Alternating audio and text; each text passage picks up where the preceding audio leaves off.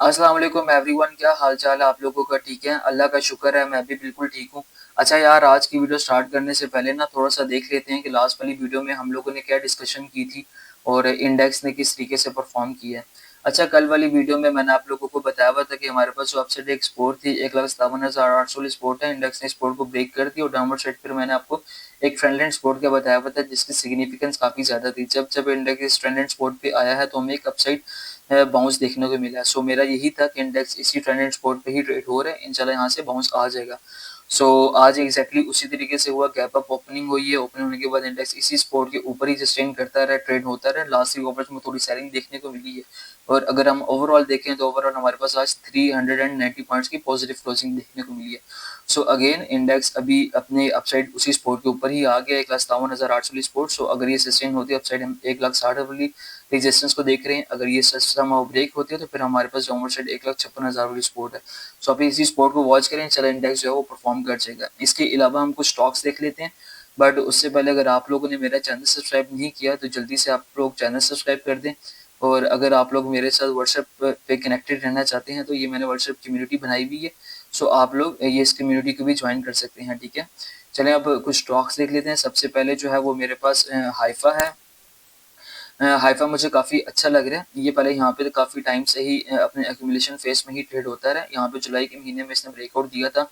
Breakout देने के बाद इसने अच्छा परफॉर्म किया और परफॉर्म करने के बाद साथ ही अपना एक राउंडिंग बॉटम पैटर्न डिफाइन कर लिया, तो उसी के अंदर ही ट्रेड होता रहा। और आज जो है वो इसने इस राउंडिंग बॉटम पैटर्न का ब्रेकआउट दिया। सो मुझे लगता है कभी यहाँ से ये न्यू हाइस लगाना स्टार्ट कर देगा। इसे करंट पे प्लान किया जा सकता है। अगर थोड़ा सा नीचे आता है, इस लेवल को रिटेस्ट करता है, यहाँ पे थोड़ी सी पोजीशन ऐड करें। स्टॉप लॉस जो है वो बिल्कुल आप ₹6 30 पैसे के नीचे रखें। फर्स्ट टारगेट आपके ₹9 के होंगे, सेकंड टारगेट आपके ₹10 के होंगे। सो आप हाइफा को देख सकते हैं। चला हाइफा जो है वो काफ़ी स्ट्रेंथ इसमें लग रही है, चला ये परफॉर्म कर जाएगा। इसके अलावा जो है वो मेरे पास मारी है। मारी भी मुझे आज काफ़ी अच्छा लग रहा है। हमारे पास ना एक अपसाइड एक ट्रेंड लाइन रेजिस्टेंस थी। जब जब मारी इस रेजिस्टेंस के पास आया है तो हमें एक अपसाइड एक डाउनवर्ड साइड स्ट्रॉन्ग सेलिंग देखने को मिली है, ठीक है। ये फोर्थ टाइम इस रेजिस्टेंस को इसने ब्रेकआउट दिया था। ब्रेकआउट देने के उस तरीके से अग्रेसिवली परफॉर्म नहीं कर पाया। इन लेवल्स को ही उसी ट्रेंड एंड सपोर्ट को ही रेजिस्टेंस को ही आके नीचे टेस्ट किया एंड देन बाउंस दिखा रहा है। सो अब मुझे लगता है कि यहाँ से इंशाल्लाह ये परफॉर्म करना स्टार्ट कर देगा। आप लोग इसे ग्रैंड टू प्लान कर सकते हैं। स्टॉप लॉस ₹650 के नीचे रखें। फर्स्ट टारगेट आपका ₹725 का होगा, सेकंड टारगेट आपका ₹750 का होगा। सो ये सिंपल ब्रेकआउट रिटेस्ट सेटअप है, इंशाल्लाह ये परफॉर्म कर जाएगा। आप इसे भी देख सकते हैं। इसके अलावा जो है वो मेरे पास हाई नून है। हाई नून भी आज मुझे काफ़ी अच्छा लग रहा है। इसमें हमारे पास दो दो इन्फ्लुएंसेस हैं। फर्स्ट ये है कि हमारे पास एक ट्रेंड लाइन सपोर्ट है जिसकी सिग्निफिकेंस काफ़ी ज़्यादा है। जब जब इस ट्रेंड लाइन सपोर्ट पे आया है हाई नून तो हमें एक अपसाइड बाउंस देखने को मिला है। और आज भी देखें, आज इसी सपोर्ट के साथ टेस्ट और अपसाइड एक अच्छी कैंडल के साथ क्लोजिंग दिखाई है। इसके अलावा जो है हमारे पास एक हॉरिजॉन्टल सपोर्ट है जो पहले एज अ रेजिस्टेंस का काम कर रही थी। जब इस रेजिस्टेंस को इसने ब्रेक किया उसके बाद ये एज अ सपोर्ट का काम कर रही है। सो ये ब्रेकआउट रिटेस्ट सेटअप है। एक तो हमारे पास फ्रंट एंड सपोर्ट है, सेकंड हमारे पास हॉरिजॉन्टल सपोर्ट है।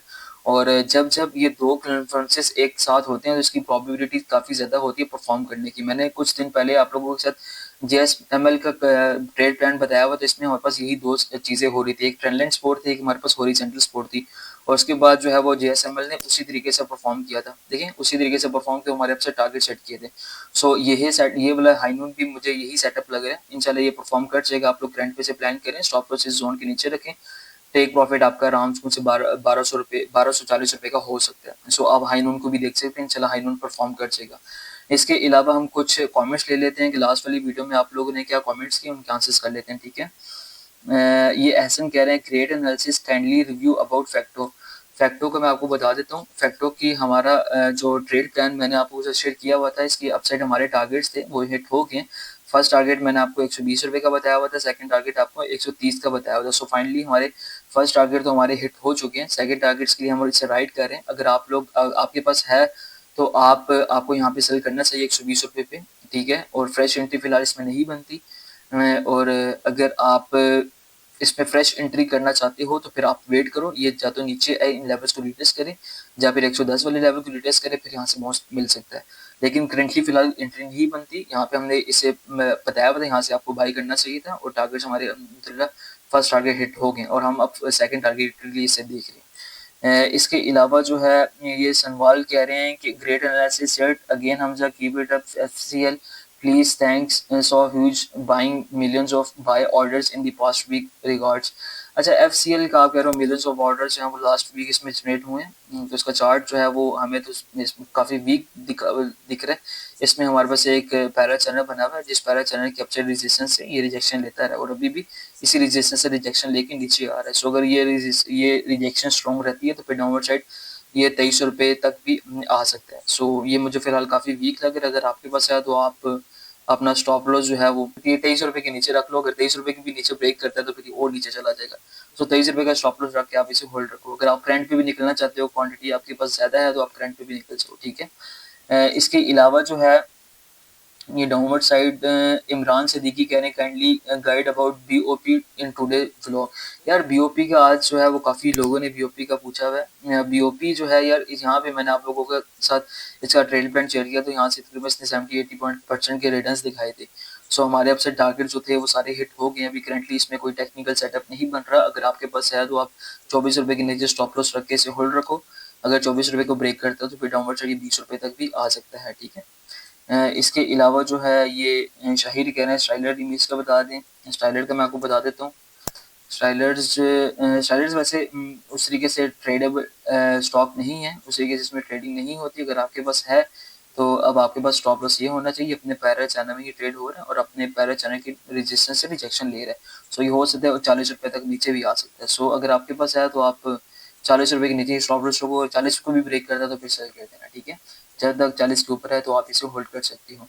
इसके अलावा ये सदाकत कह रहे हैं कि अस्सलाम वालेकुम bro, kindly analyse BOP should by at current price for investment purpose.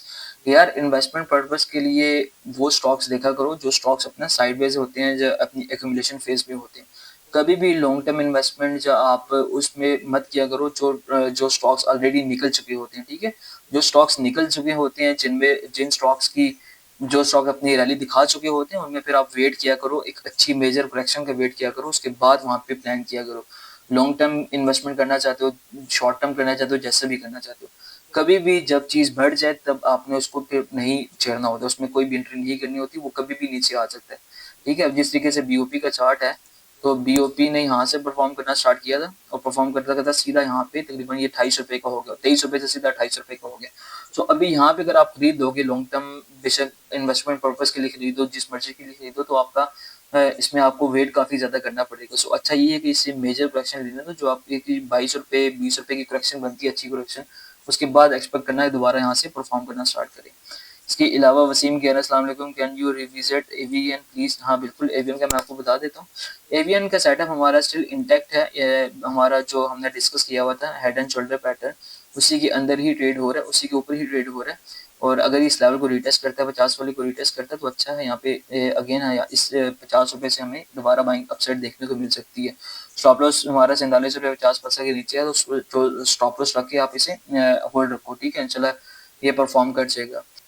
Talha कह रहे हैं ऑक्टोपस का बता दें। ऑक्टोपस जो है यार काफ़ी वीक लग रहा है। एक अपने पैरेलल चैनल में आई थिंक बल्कि हाँ साइडवेज हुआ है, अपनी इसी रेंज के अंदर ही ट्रेड हो रहा है। इसमें सिंपल एक स्ट्रेटेजी आप यूज़ कर सकते हो। ये जब सपोर्ट पे आए आप बाई करो और फिर ऊपर जाके रेजिस्टेंस पे सेल करो। यहाँ पे देखो सपोर्ट पे आया बाउंस, फिर नीचे आया बाउंस, और आप साइड एक रेजिस्टेंस बनी हुई है, उस रेजिस्टेंस से ये सेलिंग इसमें हमें देखने को मिलती है।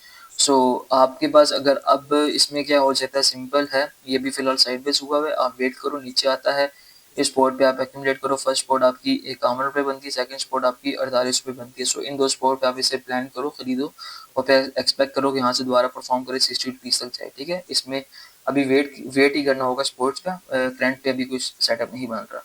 इसके अलावा जो है समीरा खातून कह रहे हैं गाइड अबाउट हबको। हबको का मैं बता देता हूँ आपको। हबको जो है, हबको में इस टाइम हमारे पास एक बीरिश डाइवर्जेंस बनी हुई है, प्राइस हायर हाइस लगा रही है, इंडिकेटर लोअर हाई लगा रहा है। सो ये हबको जो है यहाँ पे साइडवेज हो चुका है। सो हबको को फिलहाल अवॉइड करना चाहिए। ये यहाँ से साइडवेज होने के बाद हमारा ब्रेकआउट दिखाए, फिर हम यहाँ पे प्लान करेंगे। फिलहाल इसमें कोई सेटअप नहीं बन रहा। अगर आपके पास है तो 190 का स्टॉप लॉस रख के आप इसे होल्ड कर सकती हो, ठीक है। इसके अलावा मंसूर खान कह रहे हैं कि सर TRG कब तक रेट्स पर जाएगा जो आपने ग्रुप में शेयर किया। यार वीकली टाइम फ्रेम पे वो ट्रेड प्लान था सो वीकली टाइम फ्रेम की जो ट्रेड्स होती है ना, वो यूजुअली जो है वो 6 महीने से लेके 1 साल तक लेती हैं, 6 महीने से 12 महीने तक लेती हैं।